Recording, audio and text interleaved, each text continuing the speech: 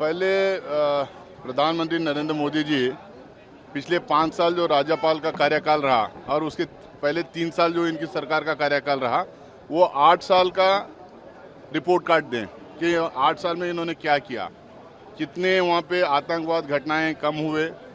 हम चाहते हैं कि 10 साल जो यूपीए का पीरियड था और 8 साल इनका जो पीरियड था, उसका रिपोर्ट कार्ड सामने रखना चाहिए, सारा डेटा सामने आना चाहिए, कितने आतंकवादी घटनाएं कम हुए, कितने लोग मारे गए, कितने महिलाएं विधवा हुए, कितने स्कूल्स बंद किए। 4400 स्कूल्स तो ये लोग बंद किए हैं, कितने हॉस्पिटल्स बंद किए हैं। और उसके बाद ये जो स्कैम पे स्कैम हुआ जा रहा है, राज्यपाल को बिठा के उनके द्वारा जो लूट कर रही है भारतीय जनता पार्टी, उसका हिसाब दें। सैंड स्कैम वहाँ पे हुआ है, रिक्रूटमेंट स्कैम वहाँ पे हुआ है, माइनिंग स्कैम वहाँ पे हुआ है, और सारे बाहर के लोगों को ले जाके ठेके पे ठेका दिला रहे हैं। अगर जम्मू कश्मीर के अवाम से उनको थोड़ी भी मोहब्बत है तो वहाँ के लोकल लोगों को वहाँ पे इन्वॉल्व करना चाहिए था। सारे ठेके बाहर वालों को, सारी इंडस्ट्री बाहर वालों को, सारा एजेंसीज बाहर वालों को। और ये बार बार जो कह रहे हैं कि स्टेटहुड भारतीय जनता पार्टी सरकार में जम्मू कश्मीर में आएगी जब भी देंगे, तो ये क्या डराना धमकाना चाह रहे हैं? ये क्या ब्लैकमेल करना चाह रहे हैं वहाँ की आवाम से? अगर इनको वाकई में जम्मू कश्मीर को स्टेट का स्टेटस देना है तो इलेक्शन के पहले दे सकते थे। पहली बार तो इलेक्शन ही ये करवा रहे हैं सुप्रीम कोर्ट के आदेश पे, अपनी मर्जी से नहीं करवा रहे हैं यहाँ पे। और ये हिंदुस्तान की पार्लियामेंट्री डेमोक्रेसी में पहली बार ऐसा हुआ है कि एक स्टेट को, एक फुल फ्लेज स्टेट को तोड़कर यूनियन टेरिटरी बनाया गया है। जबकि कांग्रेस के टाइम पे 1947 से लेके अब तक यूनियन टेरिटरीज को स्टेट में हम लोगों ने तब्दील किया है, ना कि स्टेट्स को यूनियन टेरिटरी में। तो नरेंद्र मोदी जी पहले ये बताएं उनके पैकेज क्या है। हम लोगों ने हमारे गारंटीज अनाउंस किए हैं, हम लोग उनकी लड़ाई लड़ रहे हैं। तो ये 8 साल का रिपोर्ट कार्ड दे और उसके बाद उनका आने वाले दिनों के लिए जम्मू कश्मीर में शांति बहाल करने के लिए उनका क्या रोड मैप है वो लोगों को बताएं। नेशनल कॉन्फ्रेंस के साथ आपका जो अलायंस हुआ है, इसको लेकर भी पूरी बीजेपी हमलावर हो गई, कह रही है कि कांग्रेस एंटी नेशनल ताकतों के साथ चली गई, 370 हटाने वाले। जब बीजेपी एनसीपी के साथ गई तो एनसीपी जब एंटी नेशनल नहीं थी, जब बीजेपी पीडीपी के साथ गई जब तो पीडीपी एंटी नेशनल नहीं थी, जब कांग्रेस के साथ उनका गठबंधन होता तो सारे एंटी नेशनल हो जाते हैं।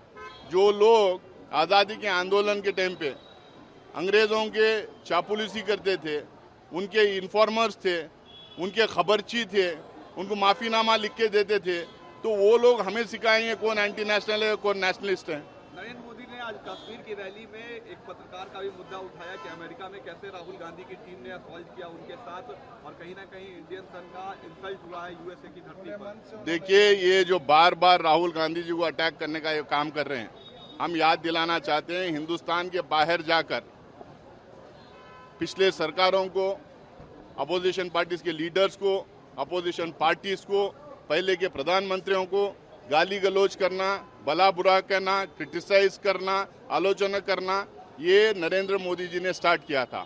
मैं याद दिलाना चाहता हूँ यूएसए में, लंदन में, फ्रांस में, यूएई में, नॉर्थ कोरिया में, वियतनाम में, कनाडा में, ऑस्ट्रेलिया में, हर जगह जाकर ये कांग्रेस के बारे में और पुराने प्रधानमंत्रियों के बारे में और पुराने सरकारों के बारे में जो टिप्पणियां की, भला बुरा का, उसका ये जवाब है। शुरू उन्होंने किए तो ख़त्म करने के लिए उनको भी एक कदम आगे बढ़ना चाहिए, नहीं तो हम ये करते रहेंगे और बोलते रहेंगे। अगर किसी भी एकेडमिक इंस्टीट्यूशन में हिंदुस्तान के इलेक्शन को लेकर एनालिसिस हो रही है, वहाँ पे बातचीत हो रही है, जिस तरह से डेमोक्रेटिक सिस्टम को इन्होंने कम्प्लीटली सपोर्ट किया है, वो उसको हम दुनिया के सामने रखेंगे। इसमें क्या बात है? आज मैं यहाँ पे बात कर रहा हूँ, 1 सेकंड में दुनिया के हर कोने में ये बात पहुँचती है। तो चाहे वो लंदन में बात करे, चाहे अमेरिका में बात करे, चाहे इंडियन पार्लियामेंट में बात करे, पूरी दुनिया में बात पहुँचती है। इसी का नाम टेक्नोलॉजी है, इसी का नाम इंफॉर्मेशन टेक्नोलॉजी है। और इतना डर रहे क्यों है? अगर उनको जवाब दे सकते हैं जो सवाल हम उठा रहे हैं तो वो जवाब दें। वो इतना कवरेज के लिए क्यों भाग रहे हैं? वो क्यों राहुल गांधी जी के पीछे पड़े हैं? इनके खिलाफ अगर कोई कहा तो एंटी नेशनल हो गया, और ये सिखाएंगे हमें नेशनलिज्म क्या है और एंटी नेशनल को कौन है करके। मैं तो जैसा पहले बताया, आज़ादी के आंदोलन के टाइम में जो इनका रोल था, पहले वो याद कर लें। 52 साल तक अपने कार्यालय पे हिंदुस्तान का परचम इन्होंने लहराया नहीं। ये हमें सिखाएंगे देशभक्ति क्या है। वक्त पे आप जेपीसी के मेंबर भी हैं, वक्त बोर्ड वाले बिल पर क्या आप लोग का स्टैंड रहेगा? आप कमेटी में में भी है। वक्फ अमेंडमेंट एक्ट 2024 में को लेके कांग्रेस पार्टी का सब स्पष्ट स्टैंड है। लोकसभा में जब ये बिल प्लेस की थी, हमारे नेता के.सी. वेणुगोपाल जी अपना स्टैंड क्लियर किए, हम लोग टोटली इसको विरोध किए हैं। ये 1-1.5 साल से वक्फ के खिलाफ पूरा बीजेपी का इको सिस्टम मिस इन्फॉर्मेशन फैलाया है, गलत सलत फैलाया है, व्हाट्सएप द्वारा, सोशल मीडिया द्वारा और गोदी मीडिया द्वारा भी जो है एकदम गलत इन्फॉर्मेशन, मिस इन्फॉर्मेशन इन्होंने फैलाया। उस मिस इन्फॉर्मेशन के बेसिस पे इन्होंने एक वक्फ अमेंडमेंट एक्ट लेके आया है, जो सिर्फ एक गांव में नहीं, हिंदुस्तान के हर गांव में डिवीजन जो कर सकता है, हर गांव में हर एक रिलीजियस एक्टिविटी जो सेंटर होता है, मस्जिद है, दरगाह है, ईदगाह है, कब्रिस्तान है, इसके ऊपर जो है सवाल निशान हो सकते हैं। ये जिस तरह से इस अमेंडमेंट बिल लेके आके फिर से एक टाइम हिंदुस्तान में जो मिस इन्फॉर्मेशन फैला के डिवीजन करना चाह रहे हैं, इसके सख्त खिलाफ हैं। अमेंडमेंट जो 2013 में हुआ था वो एकदम सही है, उसके तहत बढ़िया सी वो चल रहा है। जो जिनकी प्रॉपर्टी है वो उसके साथ में रहना चाहिए। अगर कोई विवाद है तो उसमें कोर्ट है, कोर्ट्स हैं, वो कोर्ट्स उसको देखभाल करेंगे।